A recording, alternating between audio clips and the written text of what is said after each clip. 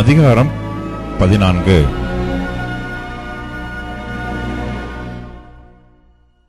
இரண்டு நாளைக்கு பின்பு புளிப்பில்லாத அப்பம் சாப்பிடுகிற பஸ்கா பண்டிகை வந்தது. அப்பொழுது பிரதான ஆசாரியரும் வேத பாரகரும் அவரை தந்திரமாய் பிடித்து கொலை செய்யும்படி வகை தேடினார்கள். ஆகிலும் ஜனங்களுக்குள்ளே கலகம் உண்டாகாதபடிக்கு பண்டிகையிலே அப்படி செய்யலாகாது என்றார்கள். அவர் பெத்தானியாவில் குஷ்டரோகியாயிருந்த சீமோன் வீட்டிலே போஜன பந்தி இருக்கையில் ஒரு ஸ்திரீ விலையேற பெற்ற நளதம் என்னும் உத்தம தைலமுள்ள வெள்ளைக்கல் பரணியை கொண்டு வந்து அதை உடைத்து அந்த தைலத்தை அவர் சிரசின் மேல் ஊற்றினாள். அப்பொழுது சிலர் தங்களுக்குள்ளே விசனமடைந்து, இந்த தைலத்தை இப்படி வீணாய் செலவழிப்பானேன்? இதை 300 பணத்துக்கு அதிகமான கிரயத்துக்கு விற்று தரித்திரருக்கு கொடுக்கலாமே என்று சொல்லி அவளை குறித்து முறுமுறுத்தார்கள். இயேசு அவர்களை நோக்கி, அவளை விட்டு விடுங்கள், ஏன் அவளை தொந்தரவு படுத்துகிறீர்கள்? என்னிடத்தில் நற்கிரியையை செய்திருக்கிறாள். தரித்திரர் எப்போதும் உங்களிடத்தில் இருக்கிறார்கள். உங்களுக்கு மனதுண்டாகும் போதெல்லாம் நீங்கள் அவர்களுக்கு நன்மை செய்யலாம். நானோ எப்போதும் உங்களிடத்தில் இரேன். இவள் தன்னால் இயன்றதை செய்தாள். நான் அடக்கம் பண்ணப்படுவதற்கு எத்தனமாக என் சரீரத்தில் தைலம் பூச முந்திக் கொண்டாள். இந்த சுவிசேஷம் உலகத்தில் எங்கெங்கே பிரசங்கிக்கப்படுமோ அங்கங்கே இவளை நினைப்பதற்காக இவள் செய்ததும் சொல்லப்படும் என்று மெய்யாகவே உங்களுக்கு சொல்லுகிறேன் என்றார். அப்பொழுது 12 ஒருவனாகிய யூதாஸ் காரியாத்து என்பவன் அவரை பிரதான ஆசாரியருக்கு காட்டிக் கொடுக்கும்படி அவர்களிடத்திற்கு போனான். அவர்கள் அதை கேட்டு சந்தோஷப்பட்டு அவனுக்கு பணம் கொடுப்போம் என்று வாக்குத்தத்தம் பண்ணினார்கள். அவன் அவரை காட்டிக் கொடுப்பதற்கு தகுந்த சமயம் பார்த்து கொண்டிருந்தான்.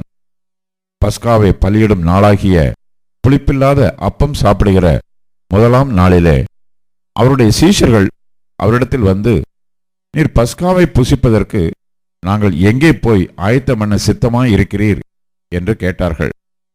அவர் தம்முடைய சீஷரில் 2 பேரை நோக்கி, நீங்கள் நகரத்திற்குள்ளே போங்கள். அங்கே தண்ணீர் குடம் சுமந்து வருகிற ஒரு மனுஷன் உங்களுக்கு எதிர்ப்படுவான். அவன் பின்னே போங்கள். அவன் எந்த வீட்டிற்குள் பிரவேசிக்கிறானோ அந்த வீட்டு எஜமானை நீங்கள் நோக்கி, நான் என் சீஷரோடு கூட பஸ்காவை புசிக்கிறதற்கு தகுதியான இடம் எங்கே என்று போதகர் கேட்கிறார் என்று சொல்லுங்கள். அவன் கம்பளம் முதலானவைகள் விரித்து ஆயத்தம் பண்ணப்பட்டிருக்கிற விஸ்தாரமான மேல் வீட்டறையை உங்களுக்கு காண்பிப்பான். அங்கே நமக்காக ஆயத்தம் பண்ணுங்கள் என்று சொல்லி அனுப்பினார். அப்படியே அவருடைய சீஷர் புறப்பட்டு நகரத்தில் போய் தங்களுக்கு அவர் சொன்னபடியே கண்டு பஸ்காவை ஆயத்த பண்ணினார்கள். சாயங்காலமான போது அவர் 12 கூட அவ்விடத்திற்கு வந்தார். அவர்கள் பந்தி அமர்ந்து போஜனம் பண்ணுகையில் இயேசு அவர்களை நோக்கி, என்னுடனே புசிக்கிற உங்களில் ஒருவன் என்னை காட்டிக் கொடுப்பான் என்று மெய்யாகவே உங்களுக்கு சொல்லுகிறேன் என்றார். அப்பொழுது அவர்கள் துக்கமடைந்து, நானோ நானோ என்று ஒவ்வொருவரும் அவரிடத்தில் கேட்கத் தொடங்கினார்கள். அவர் பிரதியுத்தரமாக, என்னுடனே கூட தாளத்தில் கையிடுகிறவனாகிய 12 ஒருவனே அவன் என்று சொல்லி, மனுஷகுமாரன் தம்மை குறித்து எழுதியிருக்கிறபடியே போகிறார். ஆகிலும் எந்த மனுஷனால் மனுஷகுமாரன் காட்டிக் கொடுக்கப்படுகிறாரோ அந்த மனுஷனுக்கு ஐயோ! அந்த மனுஷன் பிறவாதிருந்தானால் அவனுக்கு நலமாயிருக்கும் என்றார். அவர்கள் போஜனம் பண்ணுகையில் இயேசு அப்பத்தை எடுத்து ஆசீர்வதித்து அதை பிட்டு அவர்களுக்கு கொடுத்து, நீங்கள் வாங்கி புசியுங்கள், இது என்னுடைய சரீரமாயிருக்கிறது என்றார். பின்பு பாத்திரத்தையும் எடுத்து ஸ்தோத்திரம் பண்ணி அதை அவர்களுக்கு கொடுத்தார். அவர்கள் எல்லாரும் அதிலே பானம் பண்ணினார்கள். அப்பொழுது அவர் அவர்களை நோக்கி, இது அநேகருக்காக சிந்தப்படுகிற புது உடன்படிக்கைக்குரிய என்னுடைய இரத்தமாய் இருக்கிறது. நான் தேவனுடைய ராஜ்யத்தில் நவமான ரசத்தை பானம் பண்ணும் நாள் வரைக்கும் திராட்சப்பழ ரசத்தை இனி நான் பானம் பண்ணுவதில்லை என்று மெய்யாகவே உங்களுக்கு சொல்லுகிறேன் என்றார். அவர்கள் ஸ்தோத்திர பாட்டை பாடின பின்பு ஒலிவ மலைக்கு புறப்பட்டு போனார்கள். அப்பொழுது இயேசு அவர்களை நோக்கி, மேய்ப்பனை வெட்டுவேன், ஆடுகள் சிதறடிக்கப்படும் என்று எழுதியிருக்கிறபடி இந்த ராத்திரியிலே நீங்கள் எல்லாரும் என் நிமித்தம் இடறல் அடைவீர்கள். ஆகிலும் நான் உயிர்த்தெழுந்த பின்பு உங்களுக்கு முன்னே கலிலேயாவுக்கு போவேன் என்றார். அதற்கு பேதுரு, உமது நிமித்தம் எல்லாரும் இடறல் அடைந்தாலும் நான் இடறல் அடையேன் என்றான்.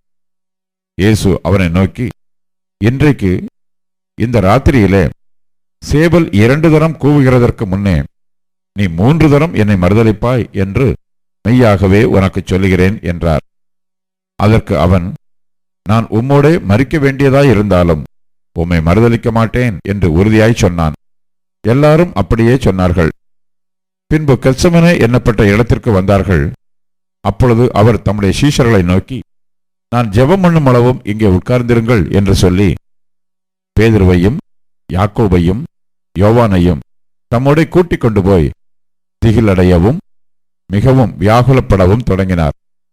அப்பொழுது அவர், என் ஆத்துமா மரணத்துக்கு ஏதுவான துக்கம் கொண்டிருக்கிறது, நீங்கள் இங்கே தங்கி விழித்திருங்கள் என்று சொல்லி சற்று அப்புறம் போய் தரையிலே விழுந்து, அந்த வேளை தம்மை விட்டு நீங்கி போக கூடுமானால் அது நீங்க வேண்டும் என்று வேண்டிக் கொண்டு, அப்பா பிதாவே, எல்லாம் உம்மாலே கூடும், இந்த பாத்திரத்தை என்னிடத்திலிருந்து எடுத்து போடும், ஆகிலும் என் சித்தத்தின்படி அல்ல உம்முடைய சித்தத்தின்படியே ஆகக் கடவது என்றார். பின்பு அவர் வந்து அவர்கள் நித்திரை பண்ணுகிறதைக் கண்டு பேதுருவை நோக்கி, சீமோனே, நித்திரை பண்ணுகிறாயா? 1 மணி நேரம் நீ விழித்திருக்க கூடாதா? நீங்கள் சோதனைக்கு உட்படாதபடிக்கு விழித்திருந்து ஜெபம் பண்ணுங்கள். ஆவி உற்சாகம் உள்ளதுதான், மாம்சமோ பலவீனம் உள்ளது என்றார். அவர் மறுபடியும் போய் அந்த வார்த்தைகளையே சொல்லி ஜெபம் பண்ணினார். அவர் திரும்ப வந்தபோது அவர்கள் மறுபடியும் நித்திரை பண்ணுகிறதை கண்டார். அவர்களுடைய கண்கள் மிகுந்த நித்திரை மயக்கம் அடைந்திருந்தபடியால் தாங்கள் மறுமொழியாக அவருக்கு சொல்வது இன்னதென்று அறியாதிருந்தார்கள்.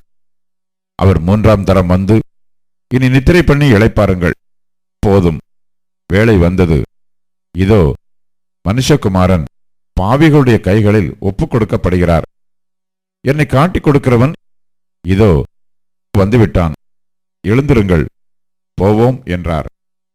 உடனே அவர் இப்படி பேசுகையில் 12 ஒருவனாகிய யூதாஸ் வந்தான். அவனுடைய கூட பிரதான ஆசாரியரும் வேத பாரகரும் மூப்பரும் அனுப்பின திரளான ஜனங்கள் பட்டயங்களையும் தடிகளையும் பிடித்துக் கொண்டு வந்தார்கள். அவரை காட்டிக் கொடுக்கிறவன், நான் எவனை முத்தம் செய்வேனோ அவன்தான், அவனை பிடித்து பத்திரமாய் கொண்டு போங்கள் என்று அவர்களுக்கு குறிப்பு சொல்லியிருந்தான். அவன் வந்தவுடனே அவரண்டையில் சேர்ந்து, ரபி, ரபி என்று சொல்லி அவரை முத்தம் செய்தான். அப்பொழுது அவர்கள் அவர் மேல் கை போட்டு அவரை பிடித்தார்கள். அப்பொழுது கூட நின்றவர்களில் ஒருவன் கத்தியை உருவி பிரதான ஆசாரியனுடைய வேலைக்காரனை காதர வெட்டினான். இயேசு அவர்களை நோக்கி, கள்ளனை பிடிக்க புறப்படுகிறது போல நீங்கள் பட்டயங்களையும் தடிகளையும் எடுத்துக்கொண்டு என்னை பிடிக்க வந்தீர்கள். நான் தினந்தோறும் உங்கள் நடுவிலே தேவாலயத்தில் உபதேசம் பண்ணிக் கொண்டிருந்தேன். அப்பொழுது நீங்கள் என்னை பிடிக்கவில்லையே. ஆனாலும் வேத வாக்கியங்கள் நிறைவேற வேண்டியதாய் இருக்கிறது என்றார். அப்பொழுது எல்லாரும் அவரை விட்டு ஓடிப்போனார்கள். ஒரு வாலிபன் ஒரு துப்பட்டியை மாத்திரம் தன்மேல் போர்த்து கொண்டு அவர் பின்னே போனான். அவனை பிடித்தார்கள். அவன் தன் துப்பட்டியை போட்டுவிட்டு நிர்வாணமாய் அவர்களை விட்டு ஓடிப்போனான். இயேசுவை அவர்கள் பிரதான ஆசாரியனிடத்தில் கொண்டு போனார்கள். அங்கே ஆசாரியர், மூப்பர், வேத பாரகர் எல்லாரும் கூடி வந்திருந்தார்கள். பேதுரு தூரத்திலே அவருக்கு பின் சென்று பிரதான ஆசாரியனுடைய அரமனைக்குள் வந்து சேவகரோட கூட உட்கார்ந்து நெருப்பண்டையிலே குளிர் காய்ந்து கொண்டிருந்தான்.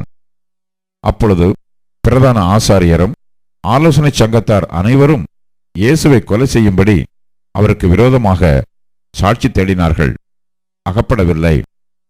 அநேகர் அவருக்கு விரோதமாக பொய்ச்சாட்சி சொல்லியும் அந்த சாட்சிகள் ஒவ்வொவில்லை. அப்பொழுது சிலர் எழுந்து, கைவேலையாகிய இந்த தேவாலயத்தை நான் இடித்து போட்டு கைவேலை அல்லாத வேறொன்றை 3 நாளைக்குள்ளே கட்டுவேன் என்று இவன் சொன்னதை நாங்கள் கேட்டோம் என்று அவருக்கு விரோதமாய் பொய்ச்சாட்சி சொன்னார்கள். அப்படி சொல்லியும் அவர்கள் சாட்சி ஒவ்வாமற் போயிற்று. அப்பொழுது பிரதான ஆசாரியன் எழுந்து நடுவே நின்று இயேசுவை நோக்கி, இவர்கள் உனக்கு விரோதமாய் சொல்லுகிறதை குறித்து நீ ஒன்றும் சொல்லுகிறதில்லையா என்று கேட்டார். அவரோ ஒரு உத்தரவும் சொல்லாமல் பேசாதிருந்தார். மறுபடியும் பிரதான ஆசாரியன் அவரை நோக்கி, நீ ஸ்தோத்திரிக்கப்பட்ட தேவனுடைய குமாரனாகிய கிறிஸ்துதானா என்று கேட்டான். அதற்கு இயேசு, நான் அவர்தான். மனுஷகுமாரன் சர்வ வல்லவரின் வலது பாரிசத்தில் வீற்றிருப்பதையும் வானத்தின் மேகங்கள் மேல் வருவதையும் நீங்கள் காண்பீர்கள் என்றார். பிரதான ஆசாரியன் இதை கேட்டவுடனே தன் வஸ்திரங்களை கிழித்துக் கொண்டு, இனி சாட்சிகள் நமக்கு வேண்டியதென்ன? தேவதூஷணத்தை கேட்டீர்களே, உங்களுக்கு என்னமாய் தோன்றுகிறது என்றான். அதற்கு அவர்கள் எல்லாரும், இவன் மரணத்துக்கு பாத்திரனாய் இருக்கிறான் என்று தீர்மானம் பண்ணினார்கள். அப்பொழுது சிலர் அவர் மேல் துப்பவும் அவருடைய முகத்தை மூடவும் அவரை குட்டவும் ஞான திருஷ்டினாலே பார்த்து சொல் என்று சொல்லவும் தொடங்கினார்கள். வேலைக்காரரும் அவரை கன்னத்தில் அறைந்தார்கள். அத்தருணத்திலே பேதுரு கீழே அரண்மனை முற்றத்தில் இருக்கையில் பிரதான ஆசாரியனுடைய வேலைக்காரிகளில் ஒருத்தி வந்து குளிர் காய்ந்து கொண்டிருக்கிற பேதுருவை கண்டு அவனை உற்று பார்த்து, நீயும் நசரேயனாகிய இயேசுவோட இருந்தாய் என்றாள். அதற்கு அவன், நான் அறியேன், நீ சொல்லுகிறது எனக்கு தெரியாது என்று மறுதலித்து வெளியே வாசல் மண்டபத்துக்கு போனான். அப்பொழுது சேவல் கூவிற்று. வேலைக்காரி அவனை மறுபடியும் கண்டு, இவன் அவர்களில் ஒருவன் என்று அருகே நின்றவர்களுக்கு சொன்னாள். அவன் மறுபடியும் மறுதலித்தான். சற்று நேரத்திற்கு பின்பு மறுபடியும் அருகே நிற்கிறவர்கள் பேதுருவை பார்த்து, மெய்யாகவே நீ அவர்களில் ஒருவன், நீ கலிலேயன், உன் பேச்சு அதற்கு ஒத்திருக்கிறது என்றார்கள். அதற்கு அவன், நீங்கள் சொல்லுகிற மனுஷனை அறியேன் என்று சொல்லி சபிக்கவும் சத்தியம் பண்ணவும் தொடங்கினான். உடனே சேவல் 2ஆம் தரம் கூவிற்று. சேவல் 2 தரம் கூவுகிறதற்கு முன்னே நீ என்னை 3 தரம் மறுதலிப்பாய் என்று இயேசு தனக்கு சொன்ன வார்த்தையை பேதுரு நினைவு கூர்ந்து மிகவும் அழுதான்.